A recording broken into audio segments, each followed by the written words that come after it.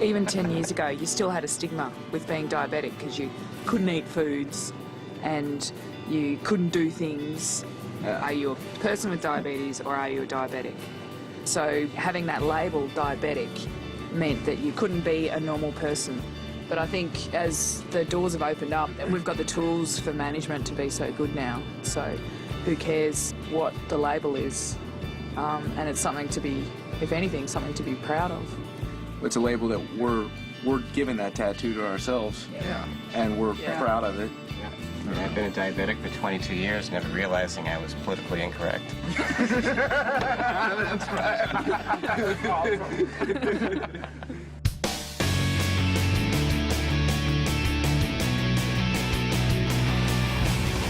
My name is Phil Southerland, and I am the founder of Team Type 1. I started it, but it's because of the team that it's become such a success. My name is Joe Eldridge, and I am one of the co-founders of Team Type 1. My name is Rick Crawford. I'm the coach.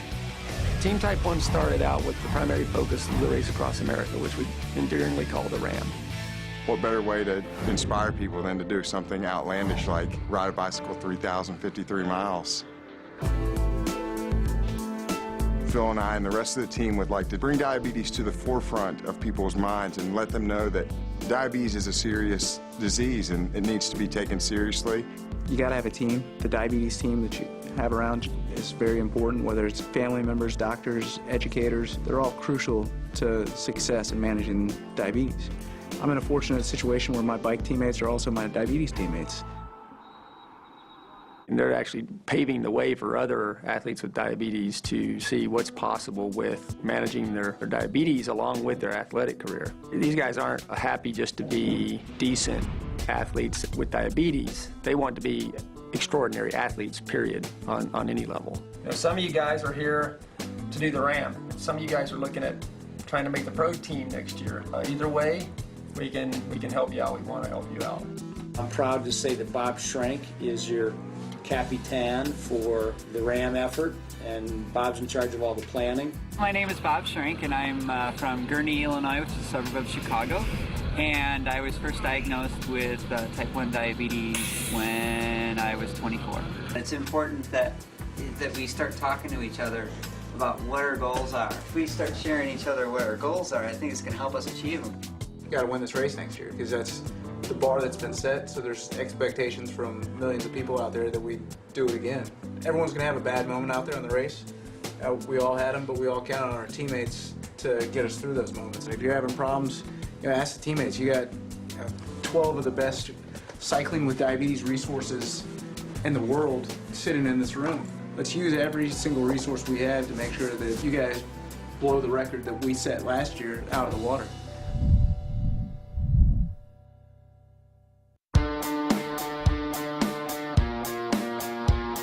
Phil and I were arch rivals when we met. Here you go, Phil. Have fun on the time trial.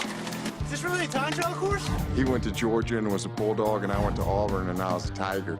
I had seen him at races and heard through other racers that this guy's got diabetes, and so I walk up to him and ask him, well, how do you prepare for a 5-hour ride with diabetes? And so I said, what do you start before a ride? And he didn't know. He didn't check his blood sugar. If you don't check, you don't know where you are and what to eat, how much insulin to give, how to perform. That was kind of our opening moment. And from that point on, we just became real dear friends.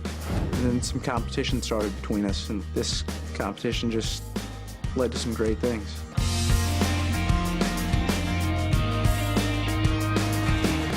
The evolution of Team Type 1 has been an extremely exciting one. In the beginning, it was just us telling our story about the changes that I had made and the things that he was doing to manage his diabetes and the things that I was now doing.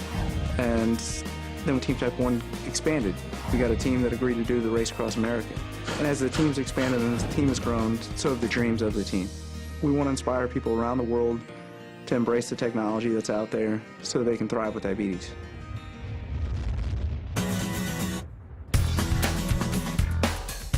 I'd been on shots for 24 years when I began to see Dr. Bodie, and everyone warned me that he was going to make me get on an insulin pump The thing was, in that first 4-month period on the insulin pump, I was having occlusions. My pump was clogging. I had one when I was on a date, one was when I was on a bike ride, one when I was out to dinner with friends. So I would have to put it in a new set, which can be a pain. And so I went to Dr. Bodie and I told him that I was going back to shots so I could have a guarantee that I was going to get my insulin. And he offered up a Pedra. He said, try this and let me know what you think. And I've been on it for a year and I've had few occlusions. Since starting on Pedra, I've noticed how quickly it works in getting my blood sugars down. At first, my blood sugar was running a little bit lower than normal, and then on Dr. Bodie's advice, I cut my basal rates 15%, and my blood sugars were where I wanted them to be.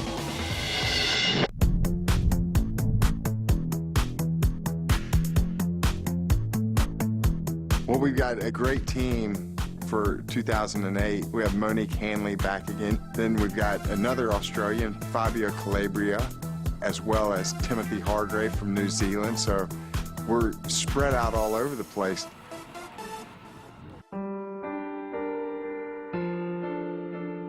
My name's Monique Hanley. I'm from Melbourne in Australia. I was diagnosed with type 1 diabetes when I was 19. I was very reluctant when I was first diagnosed to tell anyone. If you go through all those shock and denial, no, that's not me. They're gonna call me up and tell me, sorry, we made a mistake, the test results are wrong. And I waited for that phone call for 2 months, but it never actually came.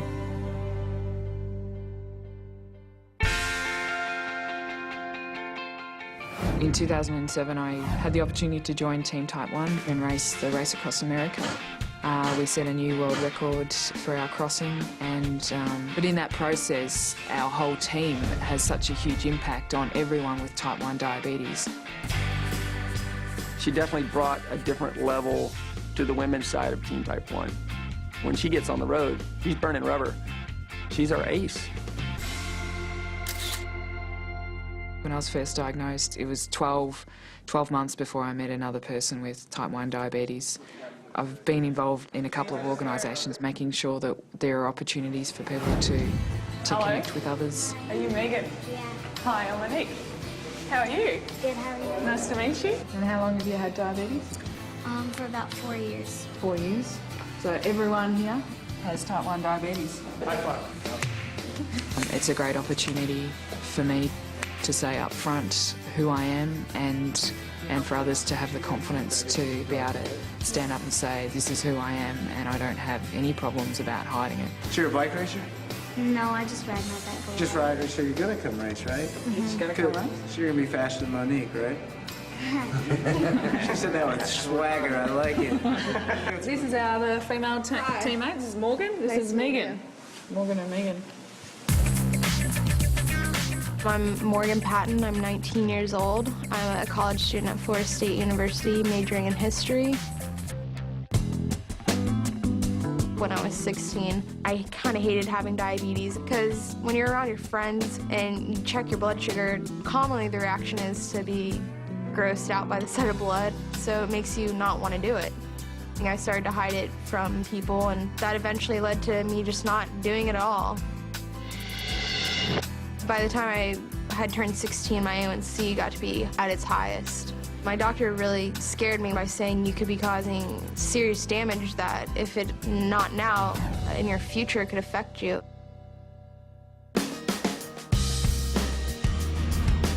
It's a month before the race across America in 2006, and my mom said, we've got a neighbor, they've got a daughter with diabetes, and she's having a hard time right now. It'd be great for her to be on her crew.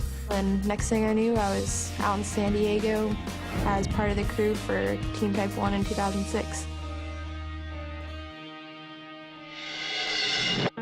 For the first time in her life, she saw other people with diabetes checking their blood sugar, being very proactive about their control. The first time we all ate together, they all pulled out their blood testers and checked, and I was like, wow, that's kind of cool. You know, they all can relate to having type 1 diabetes, and they all care about how one another is doing, and it kind of showed me that I don't have to hide when my blood sugar happens to go down to a 40 or be ashamed when it's a 300. It was definitely cool. By the end of RAM in 2006, I had decided that I wanted to be a bike racer, and I pretty much did a whole lifestyle change after that. I started checking more, started paying a lot more attention to what my blood sugar did throughout the day, started eating healthier, started riding my bike every day. I spoke to Phil, and he mentioned that he was happy with the Apidra. And I spoke to my endocrinologist. He set me up with Apidra, and I switched over. Of course, I had to adjust my basal rates, and it was a lot of trial and error, but I switched and have been happy with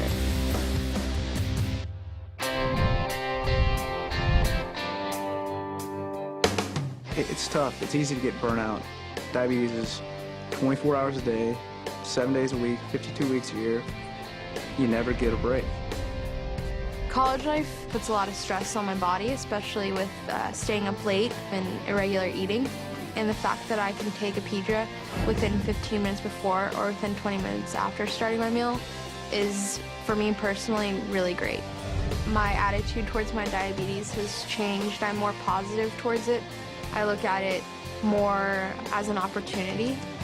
That's what makes Morgan so cool. She was inspired by this thing, and now she's going to be part of it, and she's going to be a real important part of this team. I'm looking forward to developing her.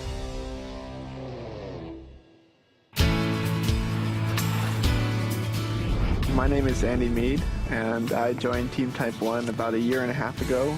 I was diagnosed when I was 16, so a little bit later than most. I was in control of my own diabetes from the start.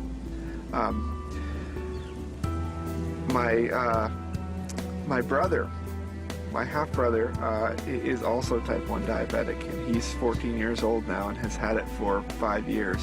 And he's having a rougher time. Well, I know that he's had some higher A1Cs, and it's very common at that age, and I know he's frustrated with it. I know he does not like testing his blood sugar, especially when his mom tells him to. I think about that when I'm not at my best with my blood sugar control. I'm thinking, you know, I'm not just doing this to keep myself going. I want to be in good control as an example to him as well. I think the message that we're putting forward is that not only can we live normal lives, we can live quite extraordinary ones. In 2006, I had a lot of trouble with pushing myself in particularly long road races and managing diabetes. Then I never knew how much I should be eating or how much I should have reduced my insulin. So I wanted to really learn as much as I could about how all the other teammates were managing their diabetes. They were using an insulin called Apidra, for example, that everyone seemed to be really happy with, so I tried that. Switching on to the new insulin required a lot more testing, monitoring my blood sugar during the day, before and after each meal, and in the lead up to the next training session, and after each training session, and of course at night. As you get tired, it gets harder. It's very hard to stay upright on these rollers. Apidra itself isn't the difference that makes me a fast bike rider. I need to test and be on top of everything. I need to be eating right, I need to be sleeping right, I need to be training right. All those factors all contribute together, which help me be as effective racer as I can be. You got to be able to keep up with the boys. You got to try and beat them if you can. But that doesn't mean that all that energy is always successful, and there are always times when things go wrong. We were out training today and I went low. I dropped off the back of the bunch on a downhill, which for me is a pretty rare thing. And I actually had Phil drop back and help me. Monique over here was having a rough moment, and sure enough, you know, blood sugar was far low. What were you, 30? 30, which is, you could barely speak a sentence when you were 30, and the fact that she was out there riding a bike with a blood sugar that low is impressive enough in itself. When you ride, you got to eat. We got to try to have our bodies as fine-tuned as possible so that we can perform when we're riding on the bike. Now, when she gets the blood sugar back up, she'll be smoking all of us in this next sprint. Recover, get back on the bike. Keep going. That's how it works.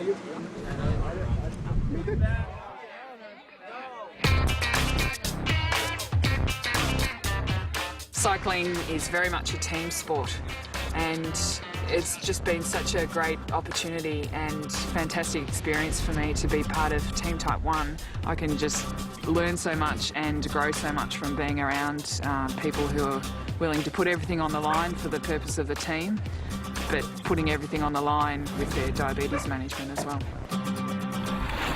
Every day we inspire one another to test more often, to make small adjustments in our routines to be that much better. On and off the bike, we're constantly counting on one another, and that's another one of our messages. To manage diabetes successfully, you need a support system. It's a challenge. It's tough to check your blood sugar enough times every day, to give your shot enough times every day, to eat right, exercise. It's a 365-day-a-year job. That's 24 hours a day. You'd never get a vacation. The reality is diabetes is very serious, and the complications are drastic, to say the least. That's what you have to think about in the future. What am I going to be like in 10 years? What am I going to be like in 5 years? And that's what I remind myself of to make me realize that I have to stay on top of this.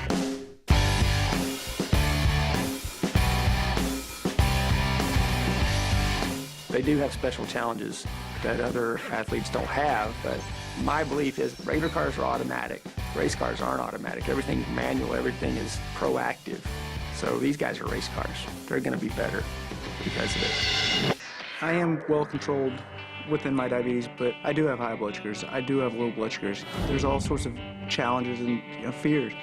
You just have those days every now and then, and we all go through it, and you need to learn from those experiences. Fortunately for me, I've got a team of people with diabetes that when I have that fear, when I have that uncertainty, and which does happen even after 25 years, I've got 15 people I can call on immediately, and we all help each other to get a little bit better.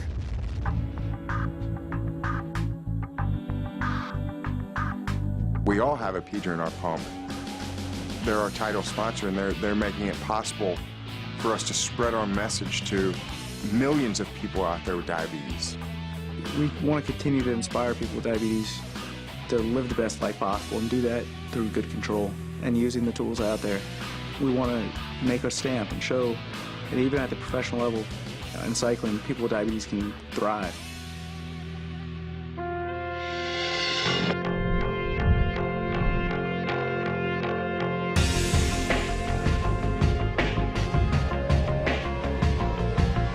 My dream since I was 12 years old was to ride in the Tour de France, and now thanks to the Pedra team, they're giving us the chance. We're stepping in the professional ranks in 2008. To our knowledge, we will have the first people with diabetes in the race. In cycling, that's the pinnacle. That's my dream, and we're going to take every step possible to make sure that that happens. Welcome to the team.